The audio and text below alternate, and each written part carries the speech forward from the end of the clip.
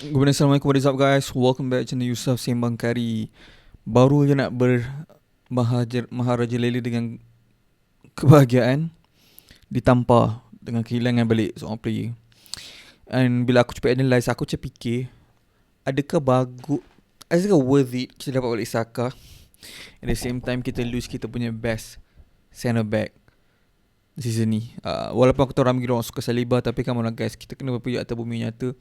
Season ni aku rasa ramai akan setuju kalau aku cakap Gabriel overall better daripada Saliba in terms of defensive, in terms of apa orang panggil threat attack. Aku tengok member berapa banyak goal score season ni in terms of set piece sebagai semua.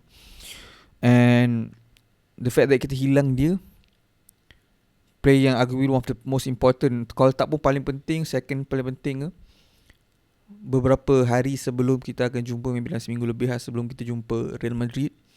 Agak jam juga otak aku sebab all the hype adalah di sebalik Arsenal punya defense kan. Kau tengok the best in the league semua sekarang. All the hype adalah disebabkan defense tu mungkin boleh kunci the best attack in the world, which is Real Madrid contoh kan. But the fact that hilang the best player, tak, aku punya harapan tak, sebelum ni pun tak adalah aku yakin 100% pun Arsenal akan perform apa lawan Real Madrid, tapi still tak ada negatif sangat tau. Tapi sekarang ni macam aku rasa dah 110% negatif lah. Tak tahu lah, mungkin Saliba boleh tiba-tiba dalam beberapa hari training ni boleh bring the best out of Kiwior. Aku tak tahu. But kalau benda tu menjadi kenyataan, kira macam okay, at least tak sampai expect lah. But selain kita semua pasal benda negatif je, tak sedap juga. Saka is finally back guys. Aku rasa ni adalah benda yang tak bagus sebenarnya, sebab in terms of Saka baru je dapat masuk, berikan chance balik untuk dapat balik match fitness, dia dah score dan beri impact gol kemenangan. Itu adalah benda sangat negatif bagi aku, sebab macam mana aku boleh rely on player yang injured lama and akhirnya tu selamatkan balik daripada balik. And tak ada langsung ke player lain in the team. Walaupun Mikel cakap kat press conference yang baru ni, dia cakap be excited, we're going to have a big transfer window. Andrea Berta baru join Sporting Director baru. But the fact that macam mana selama ni beberapa tahun ada banyak kali chance untuk go for it, tak go for it in terms of signing betul-betul nak kunci, nak menangkan betul EPL kali mana dengan City dah drop off semua ni. Sayang lah, sebab mungkin memang confirm 100% diorang akan step up next season Manchester City kan. So tak apa, kita move on je lah kan. And the fact that kita still rely on Saka, member balik pada injury, selamatkan gol penangan, sangat-sangat negatif lah. But negatif maksud aku in terms of whole team, takkan aku nak sentiasa rely on Saka. But aku rasa apa benda positif yang berlaku dalam game, macam game semalam, Mikel Merino kena bagi syarat betul kat Mikel Arteta in terms of dia dapat beri kepercayaan. Sebab orang akan cakap lah biasa lah tu, gol pun deflection bagai. Aku cakap kau macam ni, kau boleh kira berapa ramai je player yang score 4 gol dalam masa 6 game main as a striker. Pada pas 6 game yang score 4 gol in terms of striker, kau boleh kira semua top quality striker. And Mikel score 4. Alright, kira okay lah. Header corner, flick on game ni, deflection goal, 2 biji Leicester, kira okay lah. Sebab aku tak score, tak play Trossard, aku takkan dapat score 4 biji mat. Memang tak ada je score 4 biji.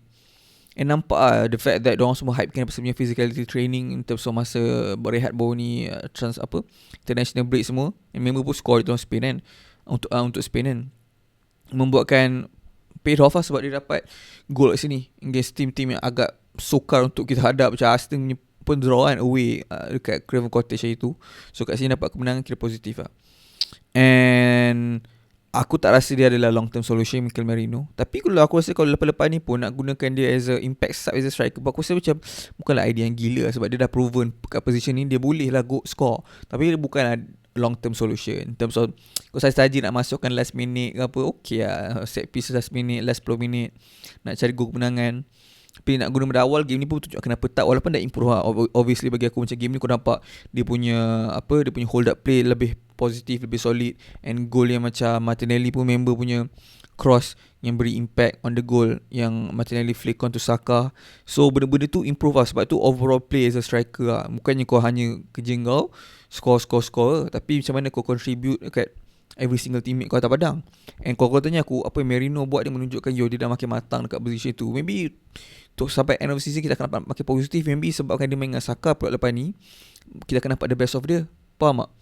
Aku tahu kenapa Martinelli pun sama, kita dah boleh start bagi respect balik. Sebab aku rasa sejak dia letak dia belah kanan, dia dah start nampak improve sikit compared to main dia belah kiri. Mungkin sebab favourite foot dia kanan kan. But disebabkan dia dapat bawa momentum daripada asyik main belah kanan ke belah kiri balik, sebab Saka dah back, Noneri pun dia beri kepercayaan untuk belah kanan. Kita nampak Martinelli, the best of Martinelli balik lah. Kau tahu berapa lama gila aku rindu Martinelli yang ni. Inilah Martinelli yang kita dibanjakan masa mula dia masuk. Run in behind, run against the defender, tunduk pandang bawah, run straight. Defender memang terkencing-kencing lah. Sebelum ni semua dah tahu Martinelli jadi robot. So memang dia bukan makanan dia pula jadi robot. Kau expect apa? Lari-lari, tarik, pusing, lepas tu pas belakang. Lari, tarik, pusing, pas belakang. So what's the point? Kan?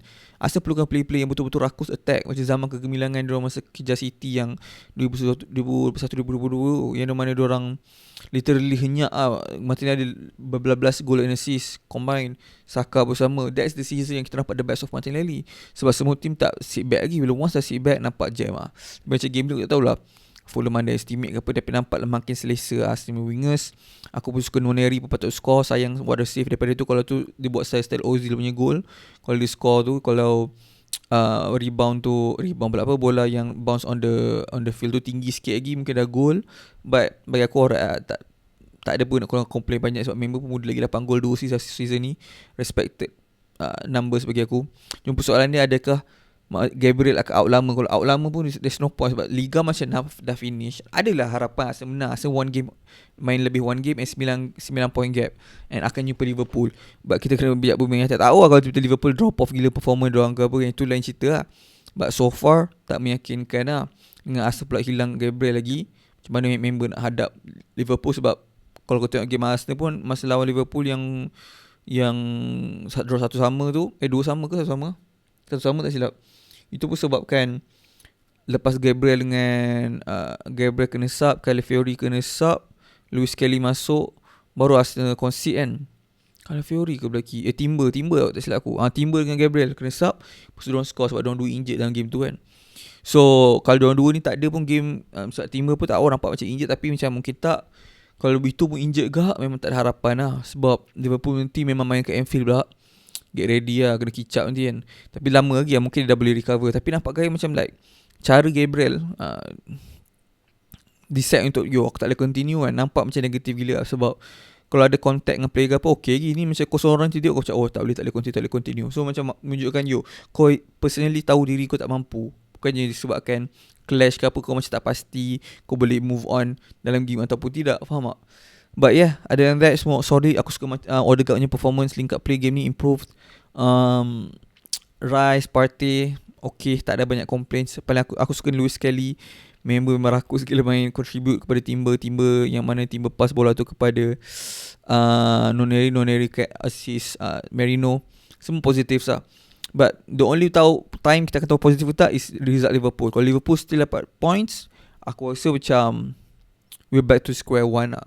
But aku tahu semua memang sekarang aku rasa Arteta ni pun patut fokus on UCL. Jangan fokus benda lain, sebab dah jelas gila kedudukan Arsenal dalam Liga macam mana. Walaupun orang kata Arsenal ke sesi nombor 2, tapi belakang Arsenal Forest still dekat. So aku rasa kita tak boleh selesa sangat.